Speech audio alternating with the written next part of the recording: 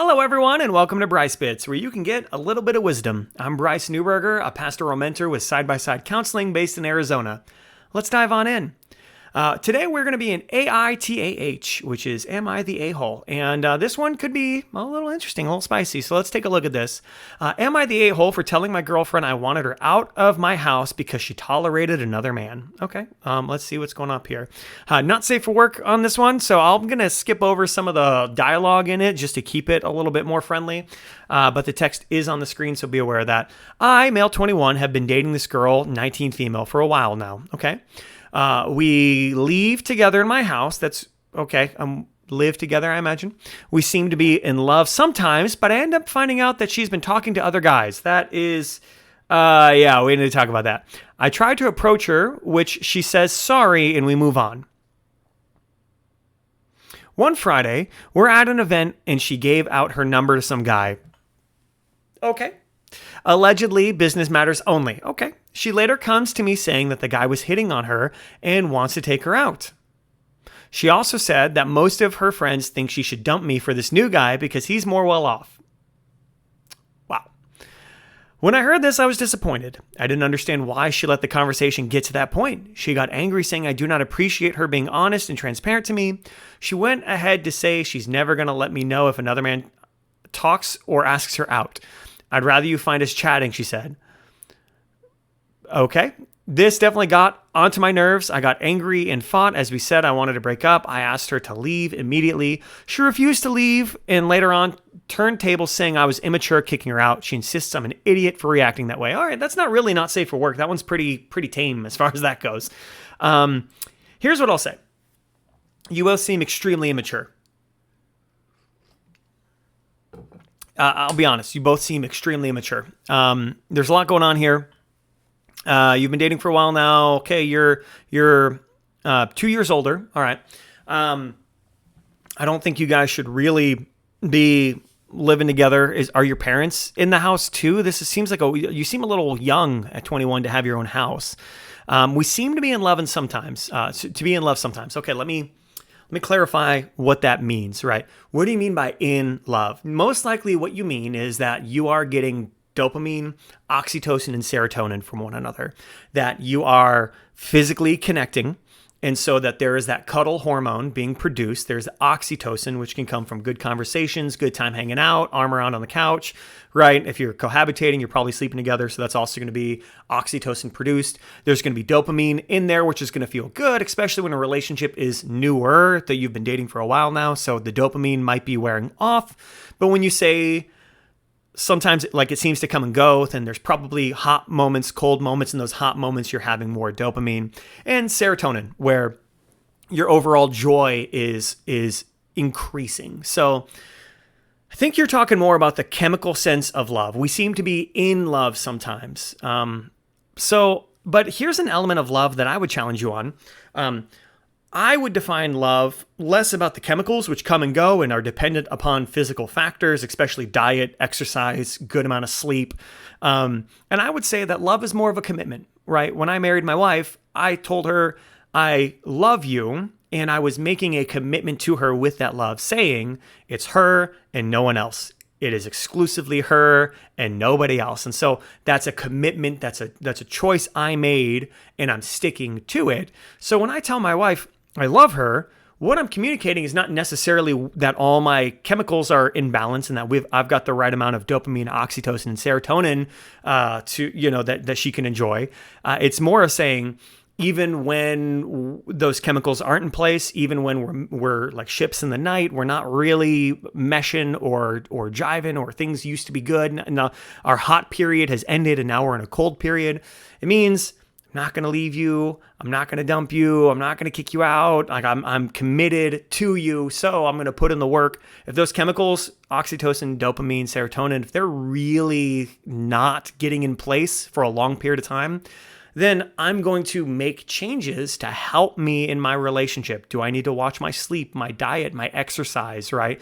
Do we need to make a commitment to cuddle more even when we don't feel like it? So when you say that she's given her numbers to other people and she's talking to other guys, she definitely, especially at 19, does not seem ready for she doesn't seem mature already, especially when her friends are like, well, this guy's more well off. Well, why don't you take out a bank loan and date that, So men, do not pick a woman who is looking for your resources. I know firsthand that there will be times where your resources are through the roof, and there will be time where your resources are scraping the barrel, especially once you get kids involved and you have multiple kids, and some, there could be health issues with a child, or, the housing market, you sell a home, you have a lot of money, but then, medical things hit, car troubles hit, job loss hits, right? The wrong presidential candidate gets in office and things start not looking good economically, whatever the case may be, that bank account drains. Well, then do you want a partner who really is going to leave you because she picked you for the assets, and now that the assets are dwindling, she's gone because she was just a trophy wife? Don't get into that relationship, right? I'm not a red pill bro. I'm pro-marriage, but I will say that there are ways that you can navigate and pick a healthy partner. This does not seem like a healthy partner. I'll also say that while we're only getting your point of view, I also think that the reason why I say you sound immature too is because you're in this relationship. You're allowing this to happen. So you're not it doesn't seem like you're setting good boundary. And immature can sound like a diss, like, oh, you're immature. The reality is everyone who's young is literally lacking in maturity. They're immature. We need to grow up. So I'm in my 30s, I'm in my mid 30s versus mid 20s. A lot more wisdom than when I was in my mid 20s. And I feel like I was a pretty wise mid 20s. I feel like I got married young. I got a house early. I worked hard in jobs. I went far in the corporate world. I grinded. I feel like 25-year-old me was pretty well adjusted. 10 years later, that kid was an idiot and needed to know a lot more. So I'm not calling you an idiot, but I am saying that the fact that you're in this relationship is data for you. I'm always going to talk about data a lot of times. You're not setting healthy boundaries for yourself. That's also very important. So you need to have a little bit more self-respect. What are you getting from this relationship? Why are you in this relationship? Why have you tolerated this? Is there negative self-talk? Do you not believe that you're worth more? Because I got to tell you, you are worth more than being cheated on. You're worth more than having a girl who's not committed to you. You're worth more than having a girl who is surrounding herself with friends that are encouraging her to leave you because you don't have good assets, right? I would want to be in a relationship with a girl who would tell her friends, hey, this man has wonderful qualities, right? Money comes and goes, but his character remains, right? So let's take a look at some of the comments here and see what we're into. NTA, she's going to ruin your life. Yeah, she will. Oh, here we go. NTA, she's going to ruin your life. Yes, she will. She will ruin your life. You're not taking care. You're not sticking up for you. She's not sticking up for you. This is not a good situation for you, right? You need to figure out how to advocate for yourself better. And personally, I feel like you can do that better outside of this relationship. If you're so worried about losing this relationship, is it attachment problems? Is it codependency? What's going on? What's going on? You deserve better. Sounds like my ex, right? We're going to skip that one. That one's not safe for work. You could say exit if you want, though it's more likely to go out of place than just leave. The past tense, I went out. Okay, this person's using some Gen Z vernacular, I guess. XZ, I don't know what that means. Maybe they'll tell me. I'm such a millennial. Well, let's see. You could say exy if you want, though it's more likely to go out of place than just leave. The past tense, I went out, is rendered either exy or exy, but the singular imperative, which is what they're going for, is definitely exy. I have no idea. I have no idea what I just read.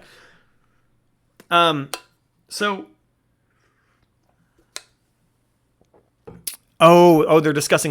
This is not a fresh comment. Okay, I thought it was a fresh comment. I was like, what is happening? I thought they were dropping some Gen Z lingo I wasn't aware of, but my old man is showing. She also said that most of her friends think she should dump me for this new guy because he's more well off. That's a quote. She should listen to her friends. She refused to leave. Check the laws in your area about throwing her out. Yeah, that's interesting. Don't sleep with her. Don't let her stay. Tell her friends to come and get her. She's abusive and she likes upsetting you. Yeah. Yes. Okay. So it sounds like there's a lot of agreement here, which is to say you deserve better. Like, get out of this relationship. I definitely think, and I do think that you need to work on you. One thing that our culture does is they'll just say, well, I got a bad match, right? Like, I got a bad match and oops, and we'll just try again. On dating apps and things like that, that can happen. You can get a bad match. That's what 1 or 2 dates are for. But to be calling someone your girlfriend, to be living with them especially, which I don't recommend before marriage. Again, I'm a pastoral counselor, so know what you're going to get when you talk to me. But I think you don't understand what love is. I think you've confused love for chemical imbalance in your brain, which is diet, sleep, exercise, and cuddling. Like, that's oxytocin, that's serotonin, that's dopamine. That's not love. That's a chemical cocktail, right? That's a love potion. So true love is commitment. True love is saying, hey, money comes and goes, chemicals come and go, but your character remains. My commitment to you remains. And that's my problem with living with people before marriage is a woman's not a car. You're not a car. You don't need a test drive. Figure out if you guys are missionally aligned. Do you have the same mission in life? Figure out if your values are aligned. Figure out if your spirituality is aligned. Are you of the same faith, religion, or can you make it work? Figure out, politics, right? That can also be another one, right? If you're pro-choice and she's pro, or if she's pro-choice and you're pro, life, and then you have a baby, right? I was doing marriage counseling with a couple and they were like, oh, we agree to disagree. I'm like, well, that's all fun and games till you have a baby. Then one person saying, don't kill my child. And the other person saying, that my body, my choice. And so, right, there's plenty of fish in the sea. So pick a fish who aligns with you and then commit to that person, right? Date them long enough to check out their character. Date them long enough for them to see that you have good character, that you're, go through some highs and lows together in a dating relationship, get to kind of know them, and then go, okay, let's be best friends till death do us part, right? That's my marriage advice, and that one's for free. Guys, that has been this one, and I will catch you guys on the next one. If this kind of information or advice is useful to you, feel free to go to sidebysideaz.com and schedule a free 15-minute consultation with me. It's free. We'll just chat. We'll see if we're a good fit. If we're not, maybe I could refer you over to someone else.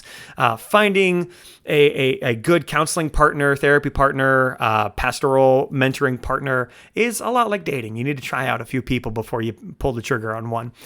So if that sounds interesting to you, I'll see you guys over there. Otherwise, I'll catch you on the next one. Bye.